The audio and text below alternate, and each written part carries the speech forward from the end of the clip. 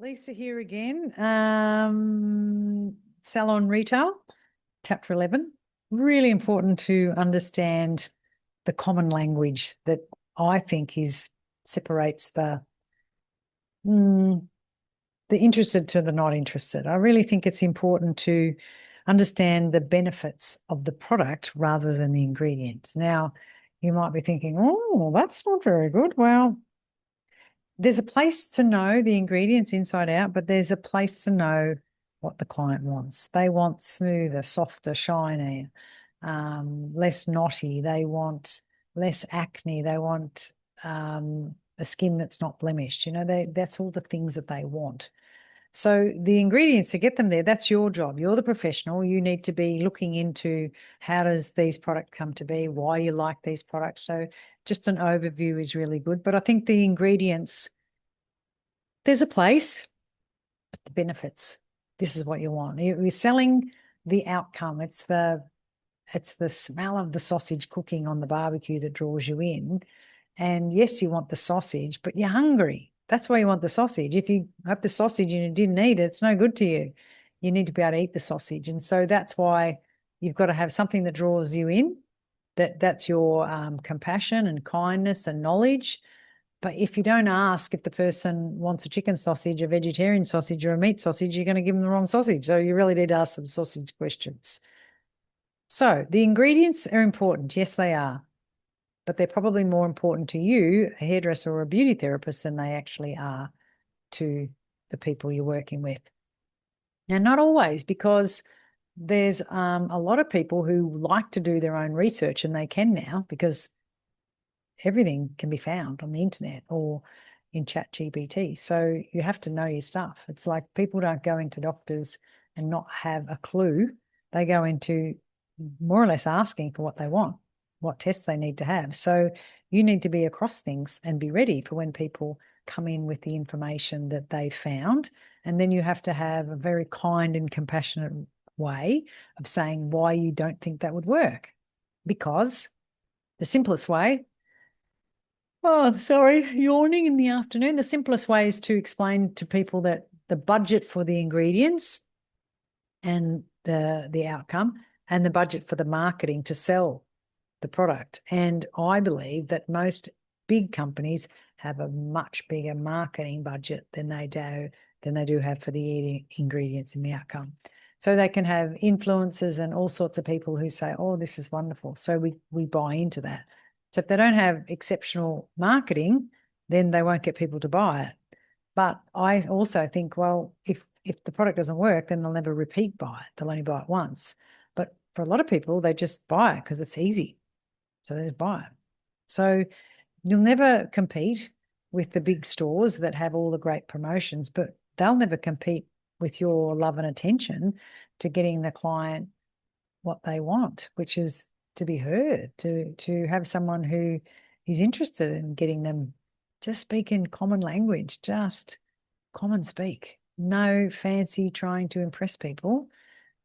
Like I really like drawing things. You can draw a small circle and you can draw a big circle. And then you could say, this is the budget for conglomerate marketing, this size, and this is the budget for this one. So this one relies on someone like me who's really passionate about results to explain this one to you. This one doesn't because it's on the television and it's in Chemist Warehouse and it's that. So they don't have to worry about somebody helping someone to decide because they've spent their money. So drawing is a really powerful tool. And people might think, I don't think I can draw in a salon. Yes, you can. Been doing it for years. You just draw. Just have a piece of paper and a clipboard and you just draw things, right? So you can draw a stick figure on this side and a stick figure on this side, and this one's got a big happy face and this one's got a sad face. So what do we need to do to get you from here to here? Like that makes much more sense than just yep, drawing. It's really important to understand whatever it is you need to get someone to be interested in what you have to say, you have to be interested in them. And if you don't know what they want, then I think you're going to struggle. You really are.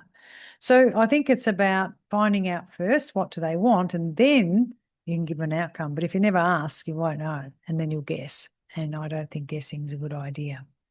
I think you need to really think about having some compassion for how difficult it is for every woman on the planet who's told this is the cure, the quick fixes and all of those things. There isn't any quick fix. There just isn't. What they want is a good, lasting relationship with someone who cares. And I reckon if you're watching this, you're that person.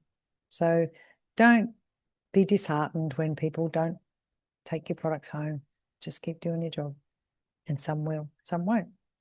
But to be all caught up in the ingredients of this and blah, blah, blah, just look at a woman in front of you and think, how can I help you? And just be there for her. That's all. It's actually more simple than you realise. So hopefully that was helpful, and you'll get on with Chapter 11, and I'll see you in the next one. Bye for now. Chapter 11, Benefits versus Ingredients. Let's talk about what's inside. I don't mean what's inside your head or your stomach. That's probably another book. I mean what's inside the bottle, the actual ingredients. You might have heard me say, I don't care what the ingredients are. That statement's only partly true, and more than anything, it comes from a place of frustration. Rather than the ingredients, I'm more concerned about the benefits of using a product. That's how you get me interested. Then I might care about the ingredients. What will the benefits be to your client if using this product or any of the products you recommend? That's often the part we miss altogether or we skim over, and that frustrates me no end. The ingredients are key. Otherwise, the product won't deliver. Do you need to know them? Arguably less. But foremost, you must know the product benefits, inside and out, like the back of your hand. What's in it for the client? What result can they expect to achieve if they take your advice today and begin using this product? And yes, some people will want to know the ins and outs of the ingredients, and you need to respect that too. But always begin with the benefits. Always. So, choose your battles. I live in Victoria, Australia. This is a heavily regulated part of the country, often referred to as the nanny state. Sometimes it's like having your grandmother watch over everything you do. Because we are so heavily regulated, I feel that I can relax knowing that someone else is checking the ingredients. True or not true? That's how I feel. There are people out there who'd be horrified that I'm so relaxed about something so important. I get that. I just fight other battles that are dearer to me, like teaching you about the importance of retail sales. So, what's in it for me? When you tell someone that a particular skincare product contains seaweed extract, for example, you're only giving value to the person who knows what seaweed extract is and what it does. Instead, you could say, have you heard about the recent benefits people are getting using seaweed extract? If they say yes, then you could say, fabulous. This product here is 3% seaweed extract, where most of them are only 1%. Now, that particular client would be excited about that. If your client says no, that they don't know about seaweed extract, then it's your job to explain about seaweed extract and why it's important to use this product that contains 3% instead of the usual 1%. Unless you scratch a little deeper and find out if your customer knows or cares about the 3% or the 1%, and then bother to tell them the benefits, it's of little use. If someone came to me and started telling me about seaweed extract, I'd say, yeah, that's great, but what's in it for me? Each of your clients is different, and you need to understand you can't be all things to all people. What you need to do to be doing your job well is tell everyone what you recommend for them and why they should be using each product. Lumpy mail. I used to send out mail outs to potential Zing clients using a method called lumpy mail. We don't do that anymore because Zing has grown so much that our customers find their way to us by other methods, via my books, my stage presentations for product companies, or word of mouth. When I was building my business, we physically door knocked and posted out invitations for people to chat with us. I'd post out our brochure with a note and a coffee sachet, one of those just pour on the hot water and stir type things. The plan was lumpy mail. Lumpy mail is to have the potential client curious enough to open it. That's why it's called lumpy mail. My note invited the recipient to pour themselves a cuppa and read the information. It just so happened that on one occasion I sent my lumpy mail to a friend of the owner of a beauty clinic I was mentoring at the time.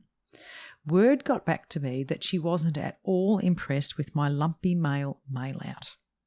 You see, her salon was an organic salon, and she felt that I should have done my homework and not sent her rubbish like that, meaning that the Nestle instant coffee I sent was rubbish. So I went to an organic supermarket and I spent $10 on a whole box of organic tea bags. They came in a recycled cardboard box bearing a message that a portion of the purchase price would even go towards saving a goat in a far-off land. You can tell I'm being sarcastic, can't you? It was the greenest box of tea bags I could get my hand on. I posted them to the salon owner with a note apologising for my misunderstanding. I did so because she did have a point. Her salon name included the word organic. She was right to say that I'd missed the mark. My point is that the ingredients mattered to her big time. Shampoo and conditioner ingredients would matter a lot to this woman. I never heard from her. Ingredients were obviously a big deal to her, perhaps even a deal breaker. Communicating is a bigger deal to me. If the roles were reversed, I'd have called and thanked her for the effort made to right the original wrong. You need to know your audience. If you also feel so strongly about the ingredients, you will attract like-minded clientele. Now, just remember that doing something similar, promoting yourself as an organic salon, is very niche. It could narrow down your pool of potential clients or act like a beacon lighting the way for those who feel the same way to you. It's an approach with both advantages and challenges. For the salon owner I mentioned, I just hope her product recommending conversations include: this product is 100% organic, which means the benefits to you are X, Y, and especially Z. Buying into people's beliefs can be tricky at best. It can go either way. People often say one thing and act in another. Years back, solariums were everywhere and we used them without much thought of the dangers. It was a lot like smoking cigarettes. Nobody made you feel like a leper. Sadly, back then, I did both.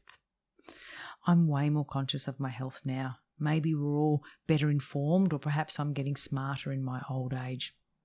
You know what? Maybe both. One day, there was a girl paying for her haircut in my salon, as another had just finished her solarium session and was having her loyalty card stamped. When the solarium girl left, the haircut girl started ranting about the health dangers of solariums. When she finished having her say, she picked up her pack of cigarettes and she stormed off. I didn't say a word. I remember the first time a client told me she was pregnant and that she wouldn't be having her hair coloured until after she'd both had the baby and stopped breastfeeding. I hope my thoughts didn't reflect on my face, because I thought, what the fuck? I'd never heard of such a thing, and it's certainly different today.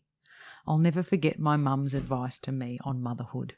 Remember who was here first. Children thrive when you, the parents, are happy. I wouldn't be happy if I didn't colour my hair for a year or two. I'd be grumpy for sure. My point is that everyone's beliefs are different. You must respect your client's choices. We're all different, yet we need to live alongside each other. Just respect each other's version of the world. Kick-ass Kickstarter. From your product shelf, choose a product that's known for its miracle ingredients. Use the info sheet or product company website. Work out what the product's key benefits are. Now, craft a recommending script for that product, focusing on the benefits.